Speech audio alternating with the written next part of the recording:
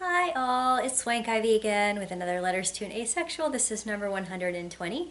Today I'm just going to read a relatively short one about asexual elitism and the importance of being able to have a space for us to blow off a little bit of steam without going too far into what I would consider damaging levels of elitism.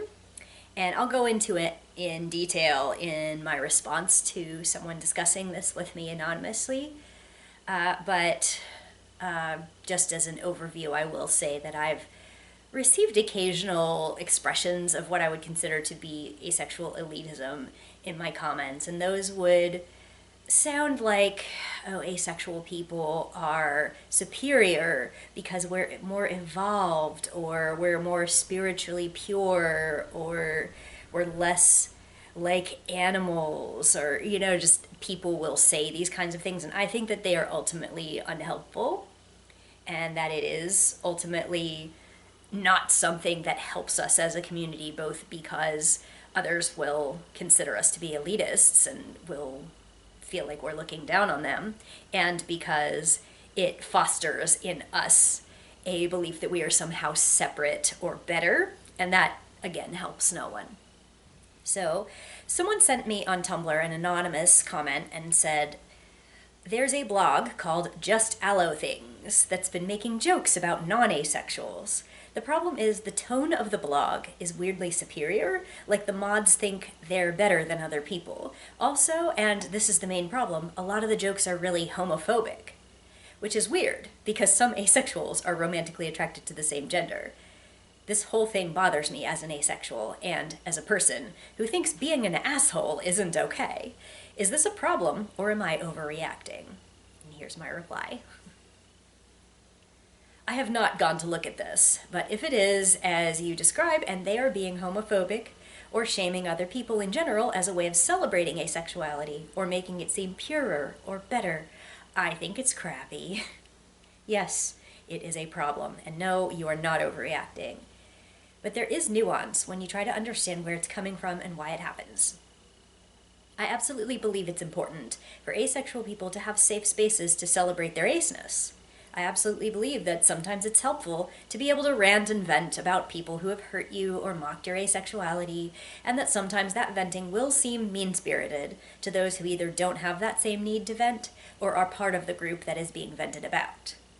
And I absolutely believe that sometimes it's hard to tell when that line is being crossed, but what I would like to say to my fellow ace-spectrum people is that you can find pride and confidence in your orientation without framing people who are not like you as disgusting. I have unfortunately seen sex shaming, promiscuity shaming, kink shaming, homophobia, transphobia, ableism, illness shaming, racism, survivor mocking, and survivor shaming, and all kinds of unnecessary, offensive commentary coming from inside my community. And I very much wish that the need to protect oneself or celebrate oneself was not so often dependent upon throwing others under the bus. I get when a world that's made you feel like you had to have sex makes you bitter or frustrated, and I get that sometimes you might feel like the best way to combat its terrible messages is to dish them out. Heteronormativity and the attached sex compulsory narratives do sometimes need to be given the finger, and people who happen to be heterosexual and cisgender are not experiencing reverse discrimination every time someone wants to talk about how heteronormativity has hurt them. Much the way marginalized groups might generalize the majority when talking about hating what it's done to them, asexual people might make disparaging or shaming comments about non-asexual people, and may even explicitly target other marginalized groups that are themselves especially vulnerable. I support the need to blow off steam sometimes. I can ignore and treat with care the occasional person who needs to write about how sick of constant sexualized media they are, or how frustrated they're getting that no one at work wants to do anything but talk about their sex lives. I also think we can air our grievances about these problems without attacking or shaming or painting ourselves as superior, especially if it comes at the expense of another marginalized group. I don't support points of view that involve calling non-asexual people animalistic, less intelligent, to use a loaded word, less moral, less pure, less logical, less evolved, or less enlightened than we are. But while I think some asexual people might initially view others that way when they're coming into their identities and looking for positives, I think it's something they have to grow past. And I understand those attitudes often come from places of deep hurt in people who have been denied their agency and exploration. They should be allowed to be angry, and they should be allowed to criticize the messages in some sex positivity circles that have hurt and limited them.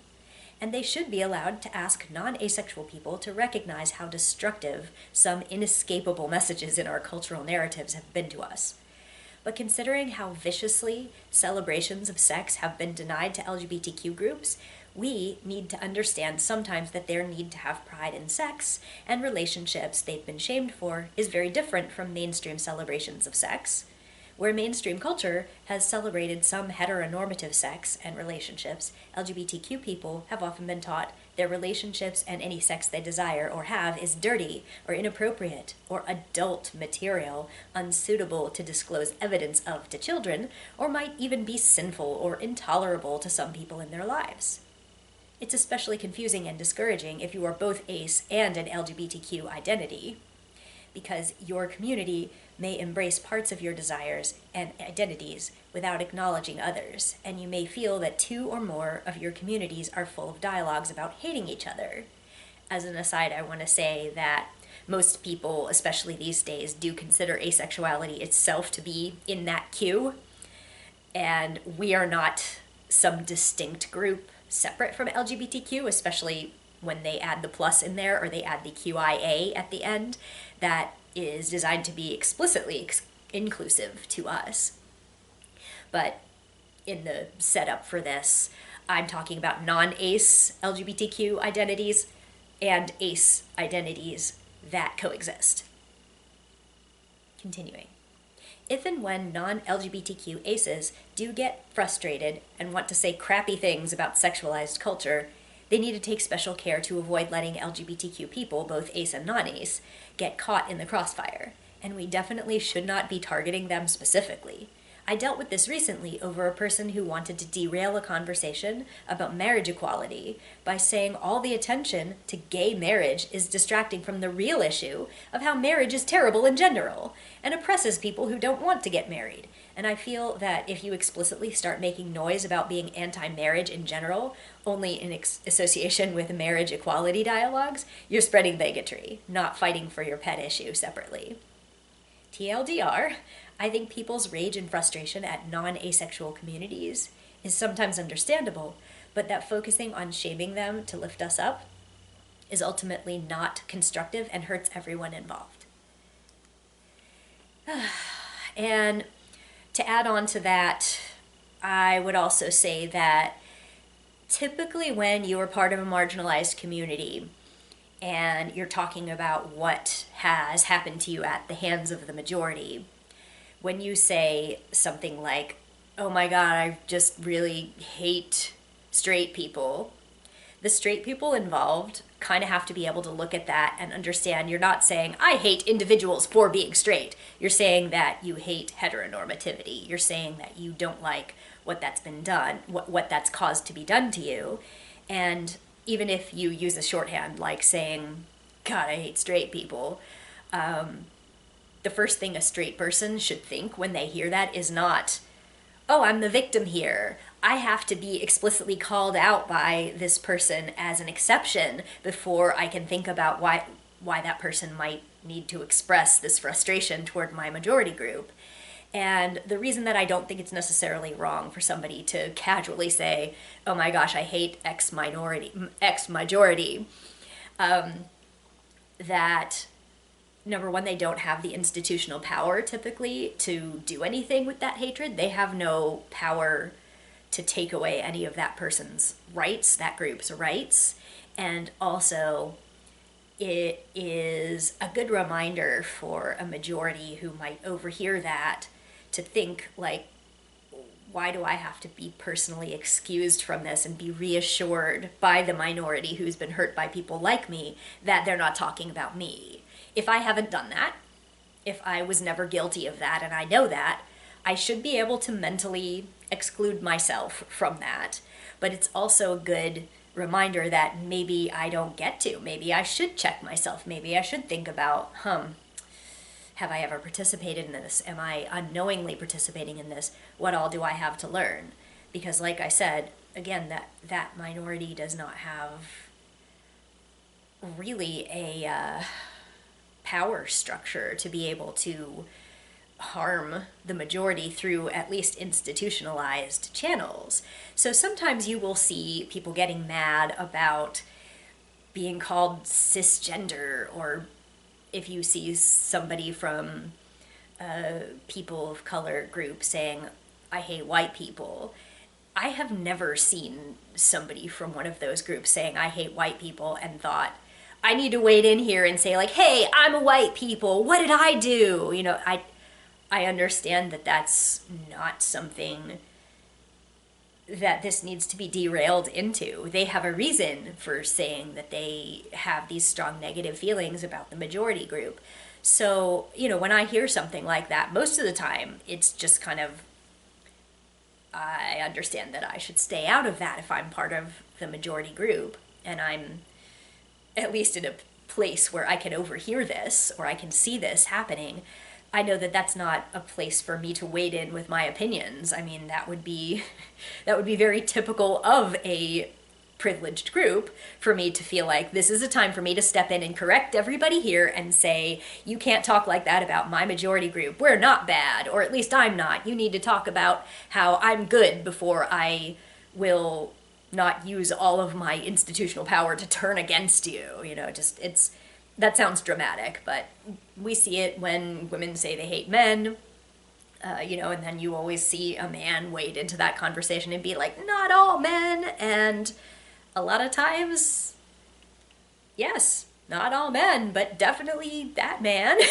Just if you need a special exception to be given to you by the minority group that's venting their frustrations, then, maybe you are one of the people that needs to learn from this conversation that there's something for you to learn, something for you to think about, something for you to at least understand that certain things affect them that don't affect you.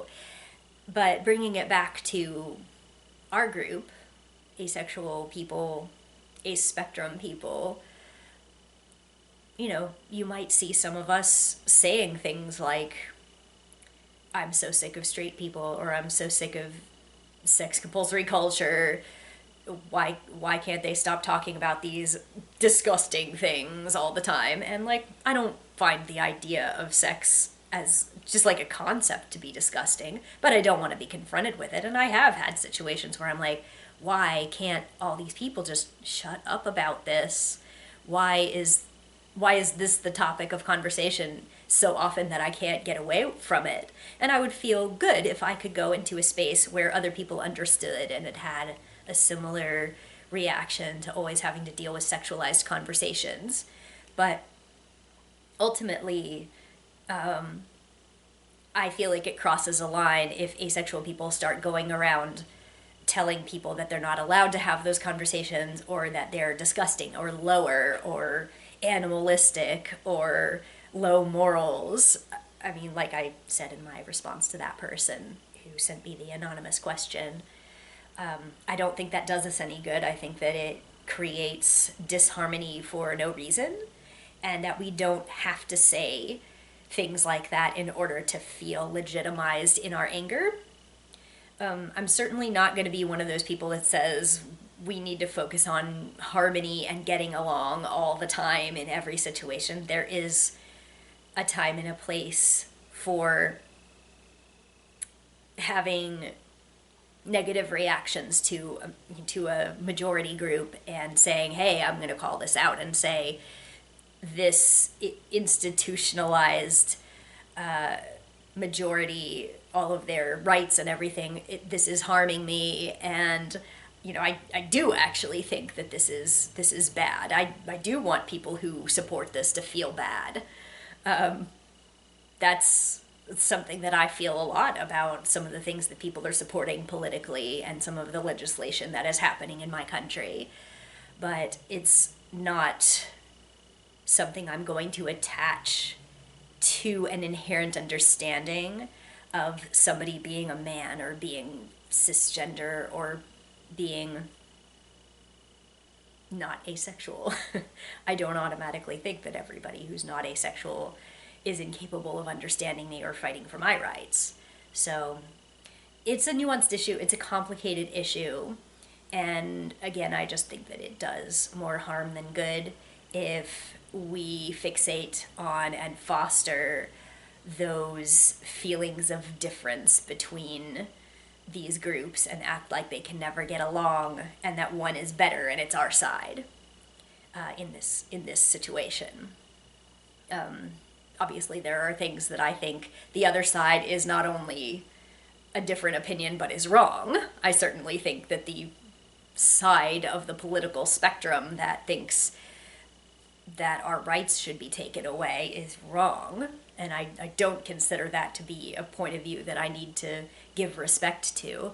But when it comes to just demographics, when it comes to being white or being black, if it comes to being gay or being straight, if it comes to being cis or being trans, neither of those things is inherently better or worse, right? So that's what I mean when I'm talking about being respectful of somebody that has a different life than you and not taking action to try to make one side be more respected than the other or to try to get rights or recognition at the expense of someone else. So that definitely concerned me a lot when I saw this person sending this anonymous message to me about somebody that was being homophobic on behalf of asexuality. You know, that is something that we definitely need to call out and try to prevent in legitimate discussions of our existence and of our goals. So this is where I will end that one. We'll see you next time, and thanks for tuning in. Bye.